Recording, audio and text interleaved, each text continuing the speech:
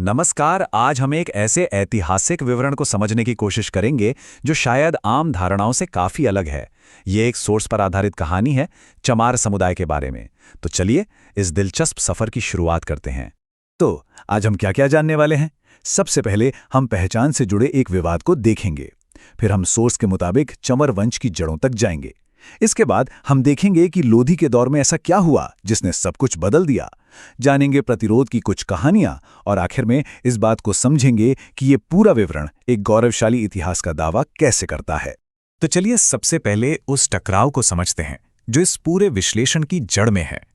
ये टकराव है आज इस्तेमाल होने वाले लेबल्स और एक बहुत पुराने, एक गौरवशाली इतिहास के दावे के बीच का।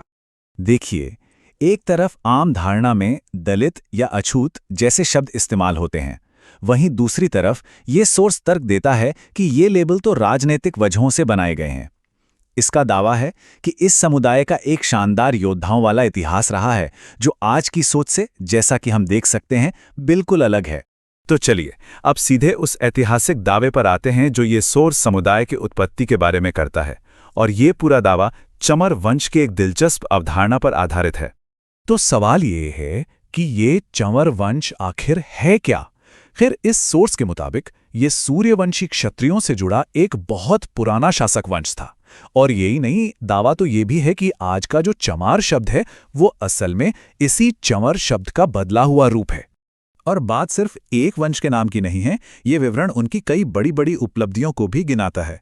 सोर्स के अनुसार चंवर वंश ने पुराने जमाने में सिंधु नदी से लेकर सेंट्रल एशिया तक राज किया था। और वो सिर्फ शासक नहीं थे, बल्कि विज्ञान, मेडिसिन, इंजीनियरिंग और यहां तक कि इंटरनेशनल ट्रेड और वाटर मैनेजमेंट में भी माहिर थे।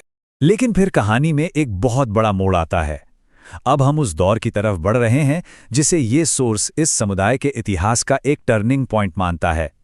ये वो वक्त था जब सोर्स के मुताबिक उनकी पहचान को जबरन बदलने की कोशिश की गई। जरा सोचिए, सोर्स का दावा है कि साल 1489 से पहले भारत के इतिहास में चमार नाम का कोई शब्द था ही नहीं। ये शब्द अचानक सुल्तान सिकंदर लोधी के राज में सामने आया, और इसके पीछे की वजह धार्मिक और सामाजिक जुल्म को बताया गया है। तो भाई, ये सब हुआ कैसे? सोर्स के अनुसार कहानी कुछ यूं है कि सुल्तान सिकंदर लोधी ने चमर वंश के क्षत्रियों पर इस्लाम अपनाने का दबाव डाला। जब उन्होंने अपना धर्म छोड़ने से साफ मना कर दिया तो उन्हें सजा दी गई। उन्हें अपमानित करने के लिए जबरदस्ती चमड़े का काम यानी चर्म कार्य सौंपा गया। लेकिन कहानी यहीं खत्म नहीं होती।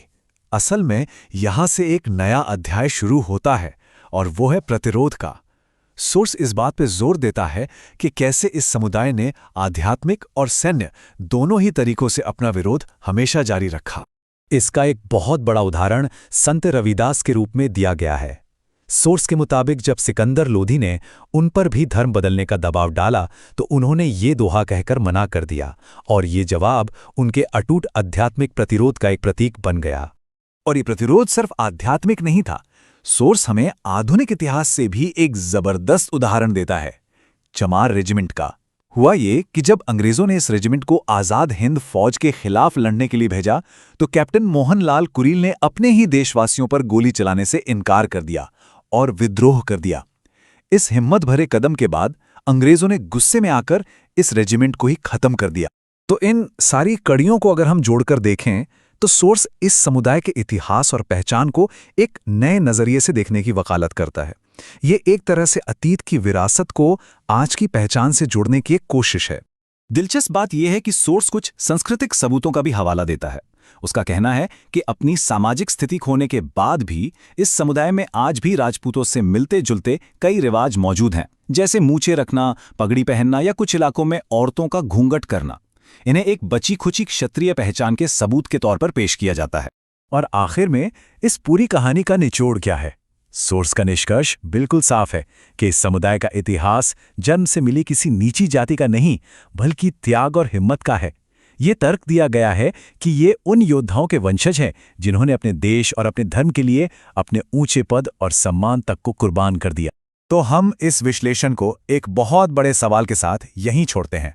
किसी भी समुदाय के इतिहास की कहानी को जब बदला या फिर से परिभाषित किया जाता है तो इसका उसके आज और उसके आने वाले कल पर क्या और कैसा असर पड़ता है,